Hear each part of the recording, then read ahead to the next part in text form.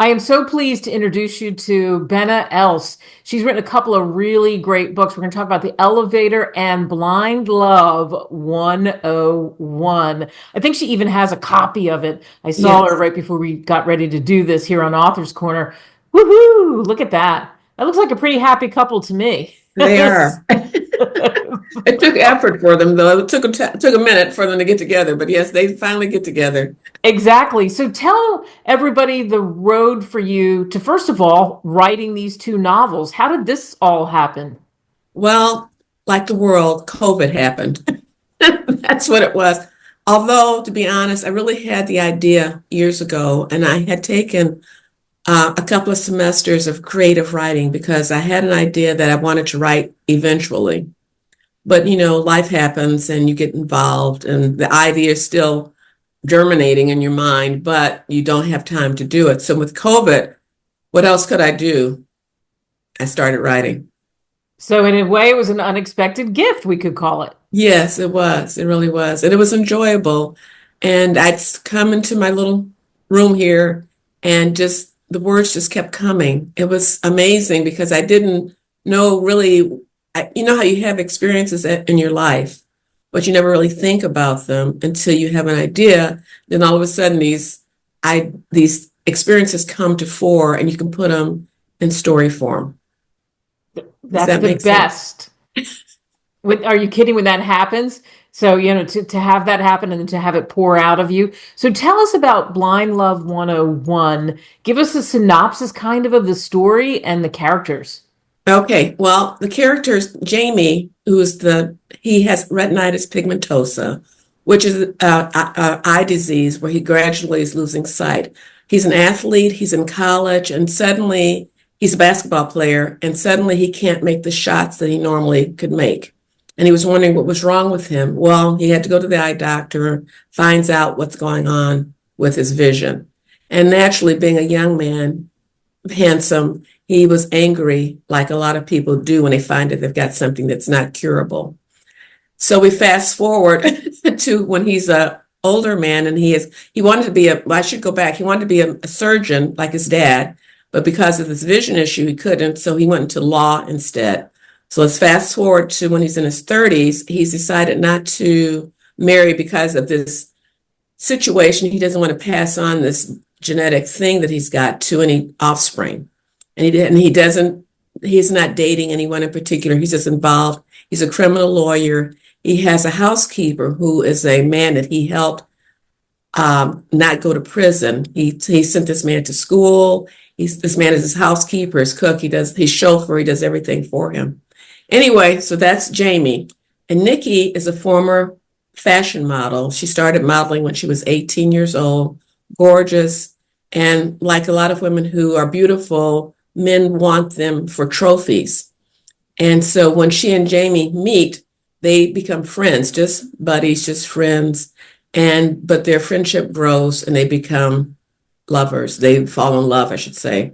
Anyway, they get married. They have a great marriage. There's things that happen throughout their marriage, but they go on their honeymoon, and that's when everything really happens because these men break into their honeymoon cabin, knock Jamie unconscious, and they kidnap Nikki.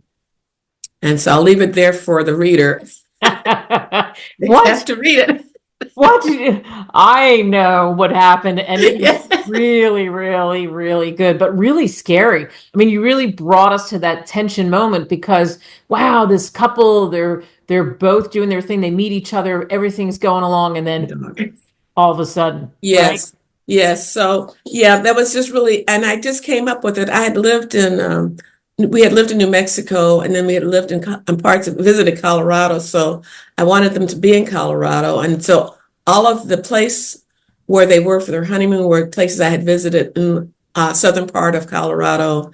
And I thought that'd be a perfect place. And it was a compilation of places I'd seen in Colorado to make up that little town where they lived, where they were staying.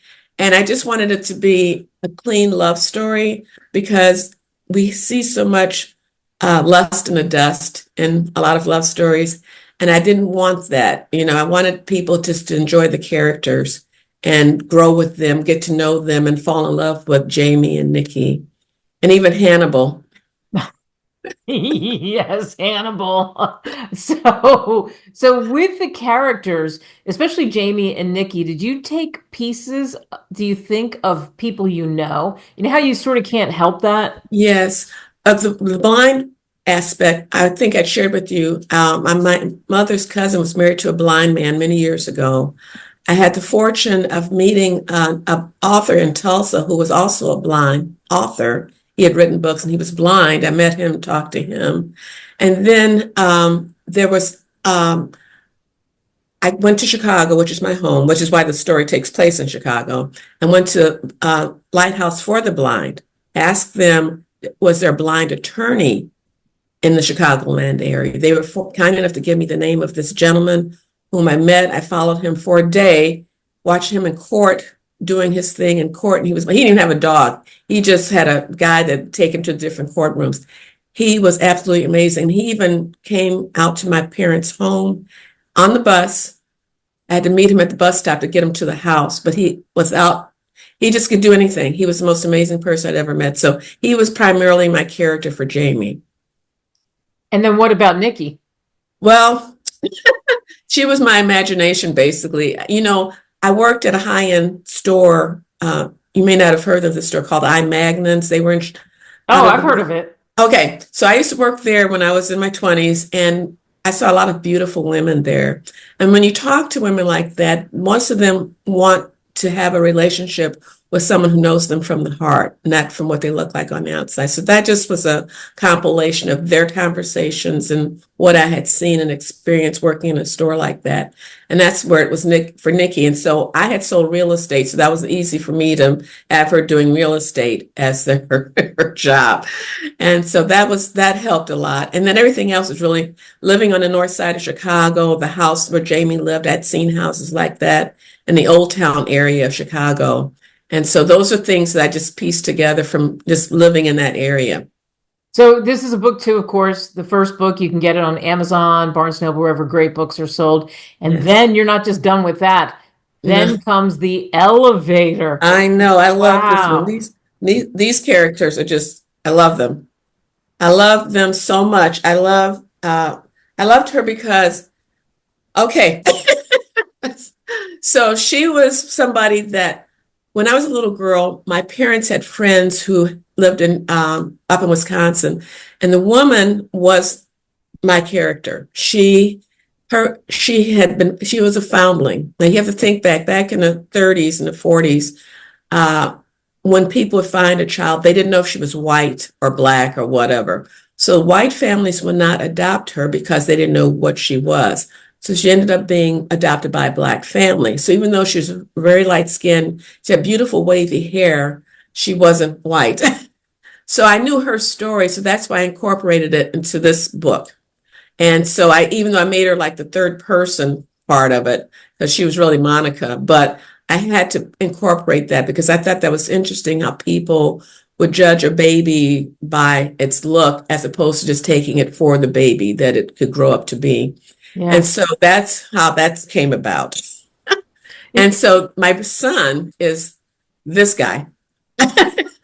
So, because when I made up the character, I thought about my youngest son, whose name is Gregory, and I read the description to him over the phone. I said, "Who does this remind you of?" And he said, "Me." I said, "That's it. That's you." So that's my son, and he's a very successful businessman.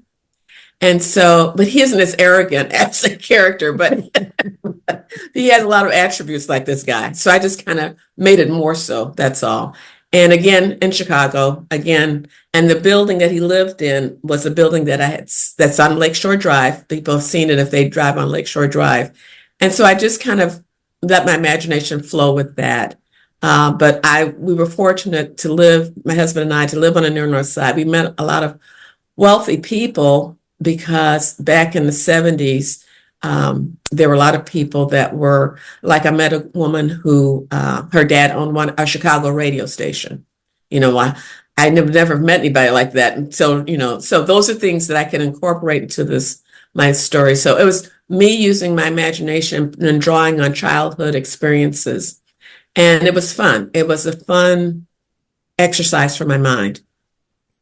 When people read The Elevator, what do you hope they take away from that story? I hope that the people can see a young woman who was determined to make her way in life. She wasn't planning on meeting anyone. And yet, when she did meet him, she fell in love with this guy, but he was resistant because he was a player. He had other women in his life. And yet, there was something about her personality that drew him to her. And he couldn't let it go. He wanted her. She was something special. She wasn't like a lot of women are, here I am, take me kind of people. She wasn't that way because the one part of the movie when he has her on the boat and he's going to try to kiss her and she stops and she says, I'm not that kind of girl. And that to me shows you that women, you have control over your relationships. You have to be strong in your personality and what you want in a man and what you want in a relationship. You don't have to yield to a guy who's trying to take advantage of you. Yeah. And for you, as you said in the first novel, what's great about the book is there's definitely intrigue, there's definitely like this tension, but it's clean. We don't have to hear all these ridiculous details. No, I don't need that. I'm married. I know what it's all about. You don't have to tell me anything. And that's what I was thought. I said most women, if they've been married at least once, they kind of have an idea of what's going on. We don't need it. To me, it's a lot of movies, I mean, a lot of books too, and movies for that matter. It's like voyeurism. I don't need that. Right, right. I want it to be clean. I want them to use their imagination and just think, oh, okay, this is good. And even in the elevator, they didn't do anything. I mean, it was, they're just working on that relationship. And at the end, I love the end of it because it just popped in my head. I'm not going to tell you, you read it, you know it, but I just had to make it there. And so I got an idea for a third book, not another addition, new characters, but since I'm living in Oklahoma now, it's going to be mostly about on the Oklahoma area. So Wow. yeah, it's going to take a year. What an imagination you have. I love it. I love it. So we can look forward to a third book. Yes, yes. Yeah. But I want my goal was to entertain. I wanted my readers to be entertained. I wanted my characters so the readers would fall in love with them and feel like they knew them or they knew people like that. And they wanted them to have that happily ever after that we look for when we look at romance novels.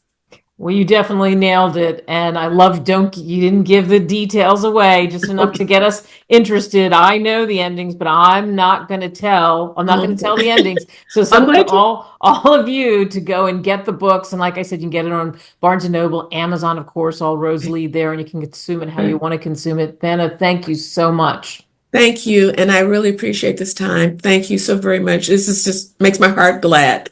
It's wonderful. Thanks. You're welcome. You take care. Have a great rest of your day. You too. Bye-bye.